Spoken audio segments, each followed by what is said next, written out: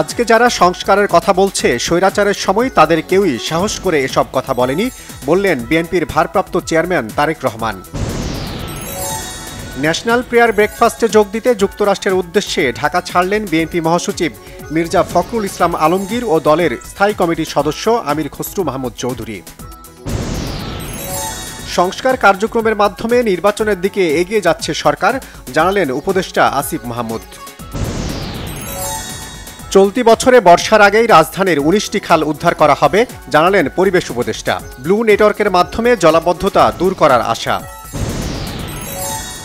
জুলাই গণ অভ্যুত্থান অধিদপ্তর বিষয়ক নীতিমালার খসড়া চূড়ান্ত, আহতরা আজীবন বিনামূল্যে চিকিৎসা সেবা পাবেন আর নিহতের পরিবার পাবে ভাতা।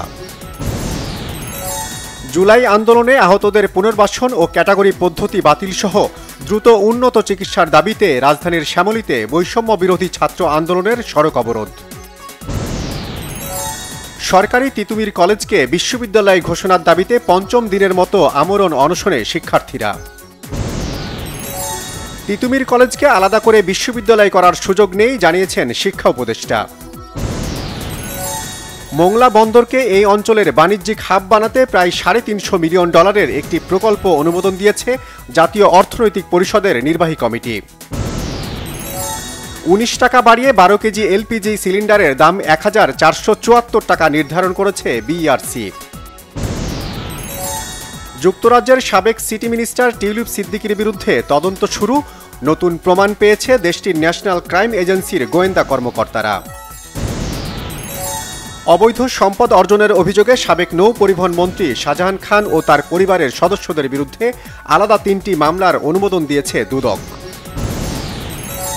বিএনপির ভাইস চেয়ারম্যান শামসুজ্জামান দুদু বলেছেন, 7 সিস্টার নিয়ে বাংলাদেশ যেমন নাক গলায় না, তেমনি পার্বত্য অঞ্চল নিয়েও ভারতের নাক গলানো উচিত নয়।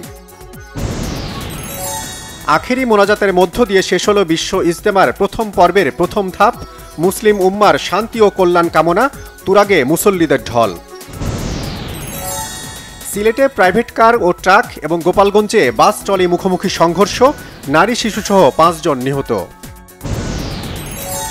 লিবিয়ার পূর্বাঞ্চলে ভূমধ্যসাগর তীরবর্তী এলাকা থেকে অভিবাসী প্রত্যাশী 20 জনের মরদেহ উদ্ধার। তারা বাংলাদেশি হতে পারে এমন ধারণা করছে স্থানীয় রেড ক্রিসেন্ট। কানাডা, মেক্সিকো ও চীনের পণ্যের ওপর শুল্ক আরোপ করে মার্কিন প্রেসিডেন্ট ডোনাল্ড ট্রাম্পের নির্বাহী আদেশ, বিশ্বজুড়ে মূল্যস্ফীতির আশঙ্কা। বিসিবির নির্বাচকের পদ ছাড়লেন হান্নান সরকার, আসন্ন ঢাকা প্রিমিয়ার লিগ দিয়েই নতুন কোচিং ক্যারিয়ার শুরু করবেন তিনি। রিয়ালকে হারিয়ে এসপানিওলের চমক, লা লিগায় টানা 4 জয়ের পর হোঁচট খেল মাদ্রিদ জায়ান্টরা। আমি আলমগীর নামে একটি পডকাস্ট শোতে দর্শকদের উদ্দেশ্যে নিজের জীবন ক্যারিয়ার নিয়ে কথা বলবেন চলচ্চিত্র অভিনেতা আলমগীর।